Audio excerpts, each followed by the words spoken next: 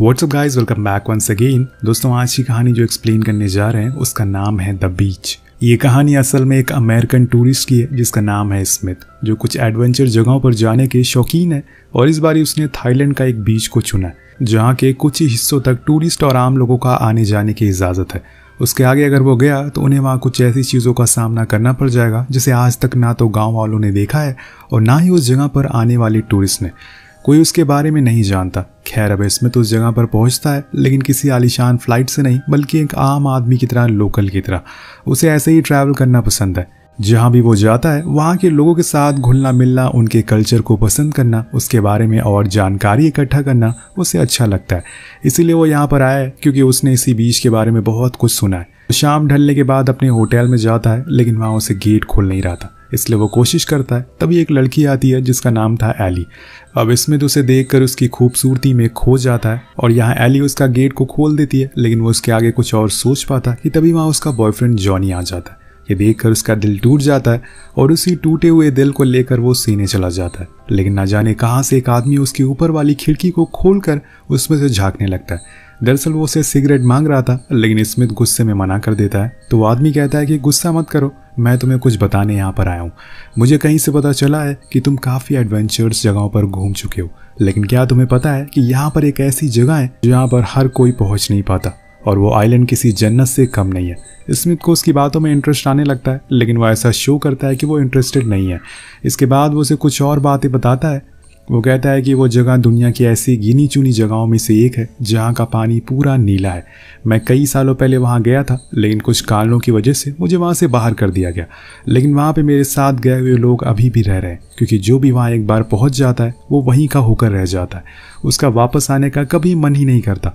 अब स्मिथ को उसकी बातों को इग्नोर कर देता है और सो जाता है, लेकिन उसके दिमाग में डेफी की कही हुई सारी बातें ही घूम रही थी। वह अगले दिन जब वो बाहर से घूमकर अपने रूम में आता है तो देखता है कि वहाँ उसके डोर के हैंडल पर एक मैप लगा हुआ है, जो कि शायद डेफी ने रखा हो, क्योंकि उसके अंदर किसी बीच का नक्शा बना हुआ था। वो फौरन उसके रूम में जाता है, जो कि उसके साइड में ही था। लेकिन जब वो गेट खोलता है तो उसके होश ही उड़ जाते हैं। उस आदमी ने खुद को बड़ी ही बेरहमी से मार डाला था, लेकिन ऐसे कोई खुद के साथ कैसे कर सकता है, यही सोचते हुए बाहर आ जाता है। लेकिन तभी वहाँ पुलिस आ जाती है और उसे पूछताछ के लिए स्टेशन ले जाती है, जहाँ पर एली भी मौजूद थी और उसके साथ कई और गेस्ट भी थे जो उस होटल में रुके हुए थे। यहाँ स्मिथ को छोड़ दिया जाता है क्योंकि उसे कुछ पता ही नहीं था। अब वो अपने साथ उस मैप को भी ले जाता है जो डेफी ने दिया था, और रूम में जाकर उसे अच्छे से देखता है। उसके अंदर एक क्यूरोसिटी जाग जाती है कि ऐसी कौन सी जगह है जहाँ पर ये इतना सब कुछ हो सकता है।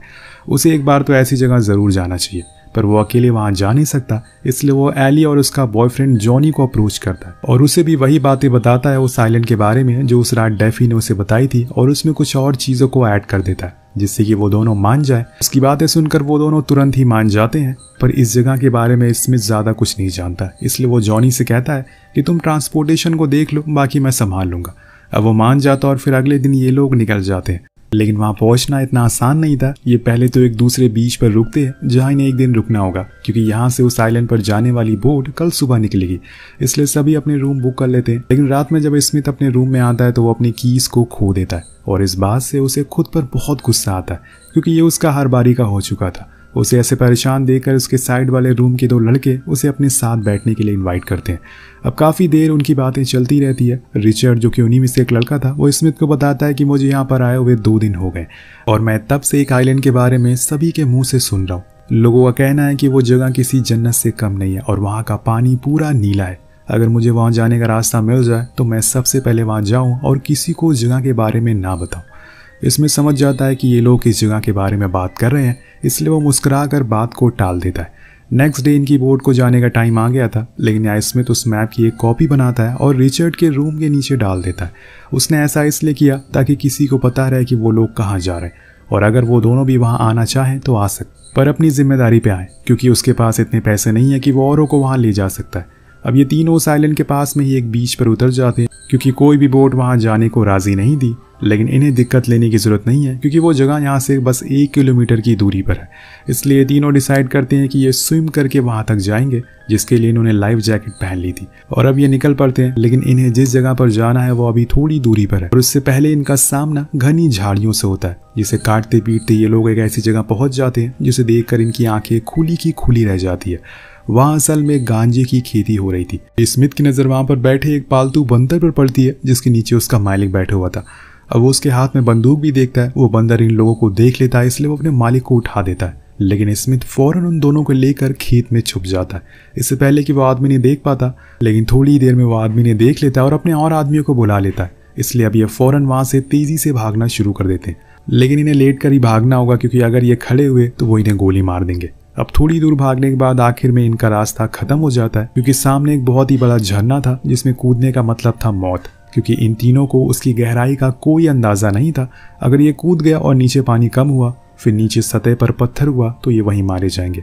अब जॉनी को डर लगने लग जाता है कि कहीं वो लोग उसे मार ना दे, इसलिए वो स्मिथ पर गुस्सा करना शुरू कर देता है। लेकिन तभी पीछे से एली आकर पानी में कूद जाती है, जिसके बाद ये दोनों बारी बारी छलांग लगाते हैं और उन्हें कुछ नहीं होता, क्योंकि पानी की गहराई बहुत ज़्यादा थी। अब तीनों मस्ती करना शुरू कर देते हैं, क्योंकि ये जगह काफ़ी खूबसूरत थी। पर तभी एक ब्लैक आदमी जो कि वहीं का लोकल था इन्हें देख लेता है और क्लैपिंग करते हुए बताता है कि मैं यहाँ पे जब आया था तो मुझे इस झरने में कूदने में काफ़ी समय लगा था, लेकिन तुमने तो ये चुटकी में कर दिखाया। अब उसे देखकर ये लोग बहुत डर जाते हैं और भागना शुरू कर देते हैं कि कहीं वो इन्हें मार ना दे। पर ऐसा होता नहीं, वो उन्हें उल्टा अपने साथ चलने को कहता है और ऐसी जगह पर ले जाता है जो कि इस दुनिया से परे है और इस दुनिया के रीति रिवाजों से अलग है। और ये जगह असल में हमारी ही दुनिया से आए हुए लोगों ने बसाई है, जो कभी यहाँ से लौट कर नहीं गए, लेकिन उनके बाद भी यहाँ कोई नहीं आया। और यही इस जगह की खासियत है। यहाँ पे चारों ओर बहुत सुकून है। लोग बिना किसी बिजली, कार पॉल्यूशन, इंटरनेट के रह रहे हैं। बस उन्हें अपने पेट पालने के लिए और अपने बच्चों को खिलाने के लिए काम करना पड़ता है, इसलिए वो इस जगह पर गांजे की खेती करते हैं और उसे ही बेचकर अपना पेट भरते हैं। अब यहाँ वो आदमी इन तीनों को अपनी सरताज क्लारा के पास लेकर जाता है, जो कि एक रशियन है। वो यहाँ पर एक टूरिस्ट के तौर पर आई थी और उसी ने ये जगह बसाई थी। वो इसमें से पूछती है कि तुम्हें इस जगह के बारे में कैसे पता चला, तो वो उसे वही मैप दिखाता है, जिसे देखकर वो इसे देने वाले का नाम पूछती है। तो वो डेफी के बारे में बताता है और कहता है कि वो उसके साइड वाले रूम में रहता था और उसने ये मेरे रूम के बाहर छोड़ दिया था, पर जब मैं उसे बात करने के लिए गया तब तक उसने खुदकुशी कर ली। ये सुनकर वहाँ पर मौजूद सभी लोग उदास हो जाते हैं। तब क्लारा उन्हें बताती है कि डेफी असल में हमारी कम्युनिटी के फाउंडर में से एक था, लेकिन वो गहरे सदमे में आ गया था, इसलिए हमने उसे वापस भेज दिया ताकि वो यहाँ पर कोई गलत कदम ना उठा ले। लेकिन उसने वो काम वहाँ जाकर कर लिया। खैर, तुम लोगों ने इस मैप को और किसी इंसान को तो नहीं बताया? तो तीनों मना करते हैं, पर यहाँ स्मिथ ने तो उन दोनों लोगों को बता दिया था, पर वो इस बारे में इन लोगों से इस बात को छुपाता है। जिसके बाद क्लारा उस मैप को जला देती है और वहाँ सभी लोगों को वार्न करती है कि किसी भी शख्स को इस जगह के बारे में नहीं पता चलना चाहिए, क्योंकि यहाँ पे अगर बाहर के लोग आ गए तो ये जगह बाहरी दुनिया की तरह ही हो जाएगी। इसके बाद स्मिथ और सभी उसके साथ जो आए थे वो उस बीच की खूबसूरती को देखने के लिए चले जाते हैं। उस जगह को देखकर स्मिथ भी मंत्रमुग्ध हो जाता है। वो जगह सच में बहुत खूबसूरत थी। उसने इसे खूबसूरत जगह आज तक पहले कभी नहीं देखी थी। यहाँ का पानी सच में इतना साफ होता है जिसमें आप खुद को देख सकते हैं। इसके बाद ये लोग रात में भी काफ़ी एंजॉय करते हैं। तभी स्मिथ के पास आकर वही आदमी बैठ जाता है और उससे बातें करने लग जाता है। इसी दौरान स्मिथ उससे पूछता है कि तुम लोग अपने सामानों को कैसे लाते हो? तो बताता है कि हर महीने कोई ना कोई जगह से शहर जाता है अपने साथ कुछ गांजे के पौधों को लेकर।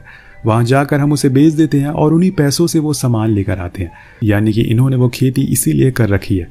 अब यहाँ कई दिन बीत जाते हैं और एक रात स्मिथ एली के पास जाता और उससे बातें करना शुरू कर देता है। वो दोनों बीच पर जाते हैं, जहाँ पर स्मिथ उसे इनडायरेक्टली कह देता है कि वो उसे पसंद करने लगा, लेकिन उसे इस बात की उम्मीद नहीं थी कि एली भी हाँ कहेगी कि वो भी उसे पसंद करती है। जिसके बाद दोनों समुद्र में जाते हैं और एंजॉय करते हैं।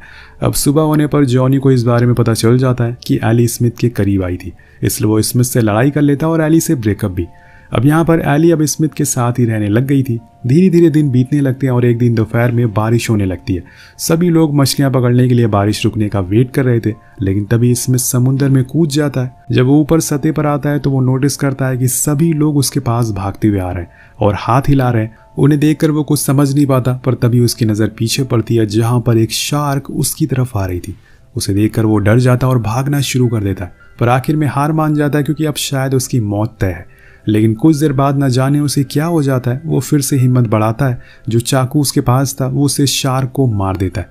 उसकी ये बहादुरी देखकर वहाँ लोग बहुत ही उसकी तारीफ करते हैं, लेकिन एक आदमी कहता है कि जिस शार्क को तुमने मारा है वो सिर्फ एक बच्चा था और अब उसकी माँ ज़रूर यहाँ पर आएगी। लेकिन सभी इस बात को इग्नोर कर देते हैं। लेकिन यहाँ इनके पास एक और दिक्कत आ जाती है। बारिश की वजह से सारे सामान खराब हो गए थे और जो बचे हुए सामान थे वो सड़ गए थे। लेकिन इनकी लीडर कहती है कि मैं स्मिथ के साथ शहर जा रही हूँ और ज़रूरत का सामान लेने के लिए, इसको जो कुछ भी चाहिए वो स्मिथ को लिखवा दो। सभी लोग एक करके स्मिथ को अपनी चीज़ें लिखवाने लगते हैं, जैसे कि टूथब्रश, ब्लीच, शर्ट, बैटरी और बहुत सारी चीज़ें, जिन्हें लेने के लिए वो लोग शहर चले जाते हैं। वहाँ जाकर स्मिथ एक एक करके सभी चीज़ों को ले लेता है, लेकिन जब वो जगह खड़े होकर अपने चारों ओर देखता है तो वो समझ जाता है कि वो असल में सच में एक जन्नत से बाहर निकल कर आया है। ये जगह शायद उसके लिए नहीं बनी है। वहाँ के लोगों का सही कहना था कि अगर यहाँ पे और भी लोग आ गए तो ये खूबसूरत जगह भी बाहरी दुनिया की तरह बर्बाद हो जाएगी। अब क्लारा और ये दोनों एक बार में बैठे होते हैं कि तभी वहाँ रिचर्ड और उसके साथ ही लोग आ जाते हैं। ये वही थे जिन्हें स्मिथ ने उस आइलैंड का मैप दिया था। अब वो उसे कहते हैं कि हम लोग जल्दी वहाँ पर आ रहे हैं, लेकिन स्मिथ कहता है कि वो सब एक मजाक था, ऐसी कोई जगह एग्जिस्ट ही नहीं करती। लेकिन वो लोग मानने को तैयार ही नहीं थे। उनके जाने के बाद क्लारा कहती है कि मुझे पता चल गया है कि तुमने और लोगों को भी इस आइलैंड के बारे में बता दिया है। अगर तुम चाहते हो कि ये बात किसी को पता ना चले तो मेरी एक शर्त माननी पड़ेगी, जो कि थी इंटीमेट होना।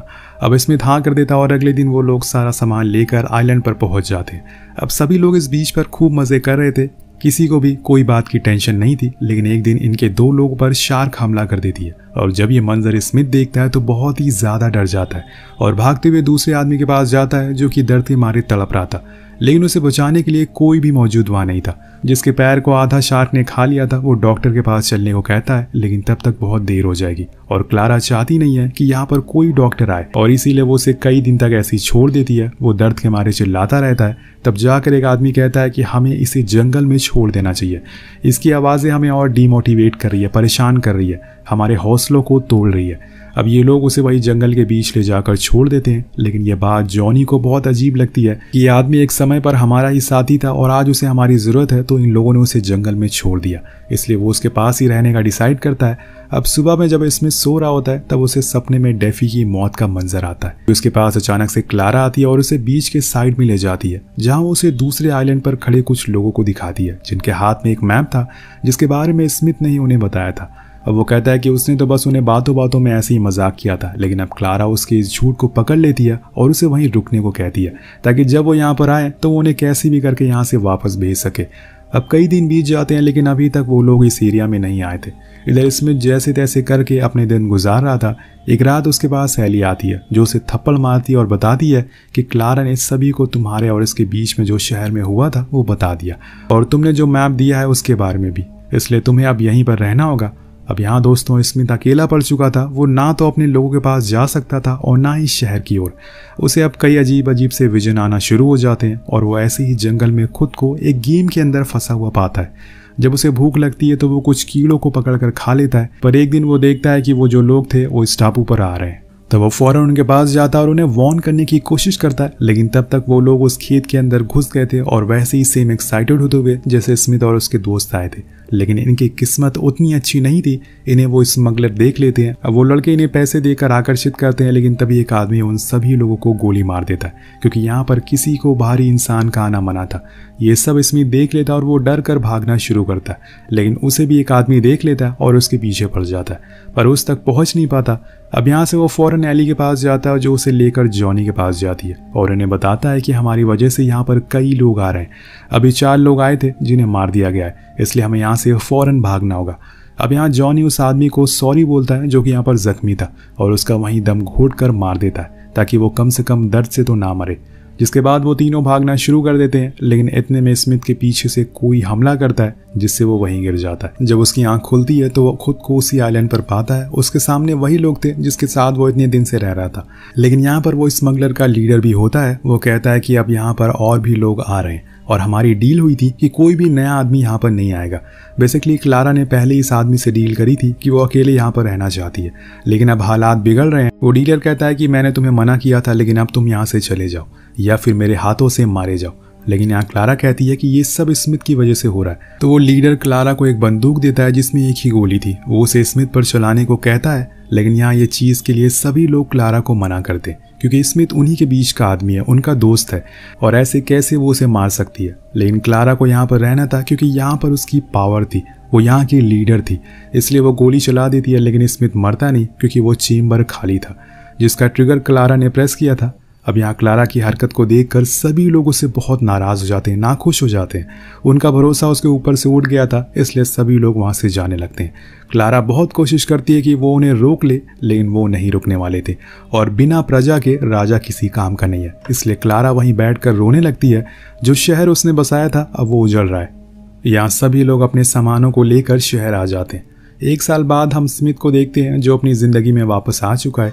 एक दिन वो एक साइबर कैफ़े जाता है जहाँ पर उसको एली का मेल आया हुआ था, जिसमें कि एक ग्रुप फ़ोटो थी और उस फोटो में उस आइलैंड के रहने वाले सभी लोग मौजूद थे और सभी बहुत ही ज़्यादा खुश थे। उस फोटो के नीचे लिखा हुआ था पैरेलल यूनिवर्स, यानी कि एक अलग दुनिया जहाँ पर आपको ना इंटरनेट मिलेगा, ना कोई कार, ना कोई टीवी, ना कोई मॉल, बस आपको वहाँ एक चीज़ मिलेगी जो कि है सुकून।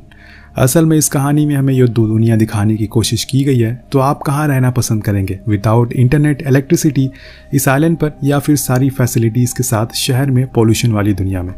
नीचे कमेंट करके ज़रूर बताएगा। मिलते हैं अगली वीडियो में। Peace out.